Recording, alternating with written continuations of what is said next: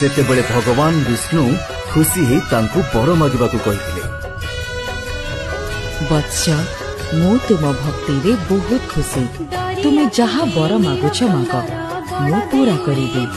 ପ୍ରଭୁ, ଆପଣ ମୋତେ କଥା ଦିଅନ୍ତୁ ଯେ ବଡ଼ ଦେଉଳରେ ସବୁଦିନ ରହିବେ, ଏହି ଶ୍ରୀକ୍ଷେତ୍ର ଛାଡ଼ି କୁଆଡ଼େ ବି ଯିବେ ନାହିଁ। ଠିକ ଅଛି, ମୁଁ କଥା ଦଉଛି, ବଡ଼ ଦେଉଳ ଛାଡ଼ି କୁଆଡ଼େ ଯିବିନି।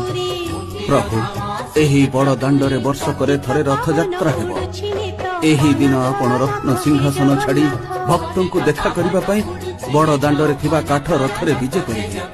ରଥରେ ଦର୍ଶନ ଦେଇ ଦୁଃଖୀ ରଙ୍କି ପତିତ ମାନଙ୍କୁ ଉଦ୍ଧାର କରିବେ। ଆଉ ବୁଢ଼ା ବଢ଼େଇର ବଂଶଧର ଯୁଗ ଯୁଗ ଧରି ରହିବେ। ସେମାନେ ପ୍ରତିବର୍ଷ ଆପଣଙ୍କ ପାଇଁ କାଠରେ ନୂଆ ରଥ ନିର୍ମାଣ କରିବେ। ତଥାସ୍ତୁ, ଏହା ହିଁ ହବ। ପ୍ରଭୁ, ମୁଁ ଚାହୁଁନି କେହି ଭକ୍ତ ଆପଣଙ୍କ ଦେଖା ନ ପାଇ ବଡ଼ ଦେଉଳରୁ ଫେରିଯାଉ। ତେଣୁ ଭକ୍ତଙ୍କ ପାଇଁ ରାତି ଅଧ ଯାଏଁ ଆପଣଙ୍କ ଦ୍ୱାର ଖୋଲା ରହିବ ଏବଂ ରାତ୍ରି 5 ଘଡ଼ି ଥିବ ଆପଣଙ୍କ ଦ୍ୱାର ଫିଟିବ। ତଥାସ୍ତୁ। ବତ୍ସ, ଏସବୁ ବର ତ ଜଗତର କଲ୍ୟାଣ ପାଇଁ ମାଗିଲ। ଏବେ ତୁମ ନିଜ ପାଇଁ କିଛି ବର ମାଗ।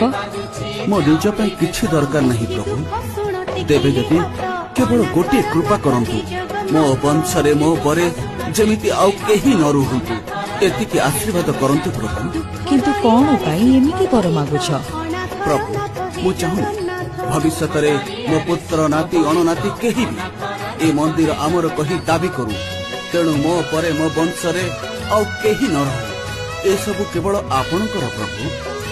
ତଥାସ୍ତୁ, ତାହା ହିଁ ହବ।